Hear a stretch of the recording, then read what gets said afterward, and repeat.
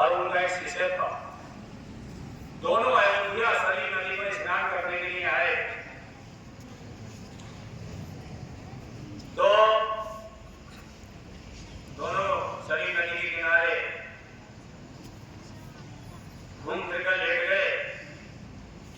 तो गुरु जी ने अपने शिष्य से कहा, बेटा जाओ वहीं पड़ोस से 2 मुट्ठी आटा मांग लाओ, उसकी रोटियां बनाएंगे, खा लेंगे। तो चेला चला गया। अब वो 1-2 घर उसने आटा मांगा, 2-4 मुट्ठी आटा हुआ, और जैसे ही वो एक घर गया तो वो एक ऐसे महान त्रिकांड पंडित के यहाँ पहुंच गया जो उन्होंने उसके मस्तक की रेखाएं देखकर ये बता दिया कि बेटा ये जो आप आटा मांग रहे हैं, अनाज मांग रहे हैं, किसके लिए मांग रहे हैं? उन्होंने कहा कि महाजन, शिष्य ने कहा कि महाजन खाना बनाना है अपने लिए, गुरु जी के लिए, और 2 जून का अन्न चाहिए, हम आसाम और कल सुबह के लिए कल फिर मांग लेंगे।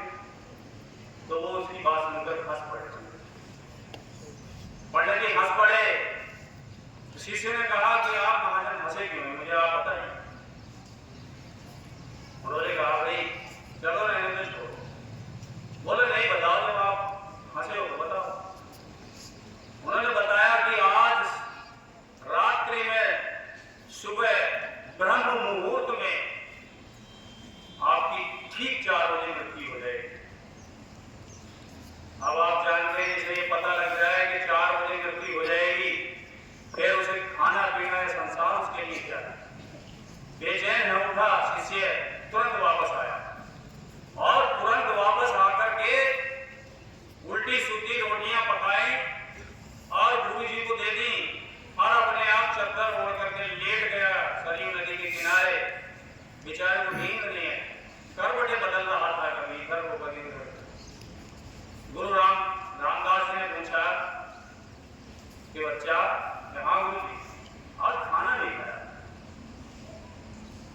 नहीं गुरु जी, मेरे आज पेट में दर्द हो रहा है, मुझे भूख नहीं, थोड़ा बेचैन था। क्योंकि आप अंदाजा लगा सकते हैं कि जिसकी मृत्यु निकट हो उसको नींद कहां आ रही है। थोड़ी देर फिर शाम हुए, गुरु जी ने फिर पूछा, बेटा कैसे परेशान हो? जब कई बार का वाकया हुआ तो शिष्य को आपको बताना पड़ा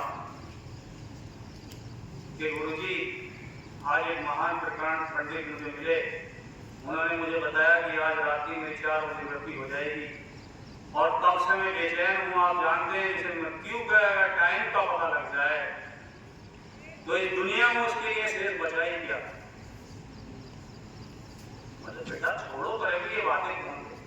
बोले नहीं, उन्होंने मुझे डंडा ठोक कर ये बात बताई है कि ठीक 4 बजे मेरी मृत्यु होगी। बोले तुम सो जाओ, हम देख लेंगे।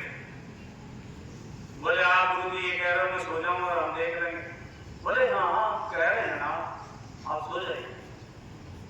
गुरु जी चद्दर ओढ़ के सो गए, और शिष्य को कहां नींद आने वाली थी, बेचारा करवट बदलता रहा। अब जैसे 2 बजे,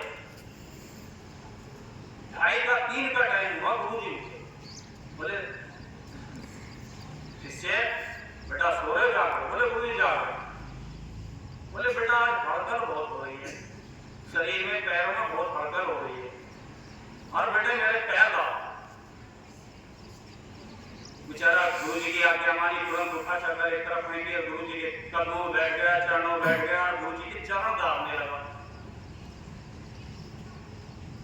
और ठीक 4 बजे की घड़ी का इंतजार करने लगा कि कब 4 बजेंगे। उसके लिए धरती आसमान एक हो रहा था, धरती डोल रही थी, आसमान हिल रहा था।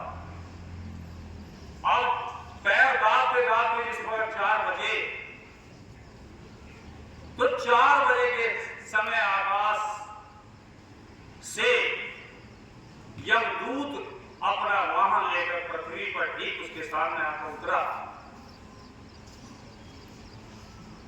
और उतर करके इंतजार करने लगा। 4 बज गए, 4:15 बज गए,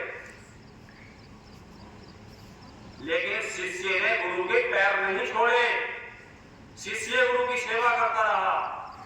4:30 बजे, 5 बजे, 6 बज गए, लेकिन मृत्यु हो रही नहीं आई।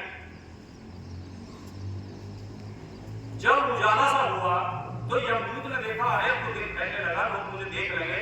वो तुरंत वहां से अपने वाहन लेकर के यमराज के पास पहुंचा।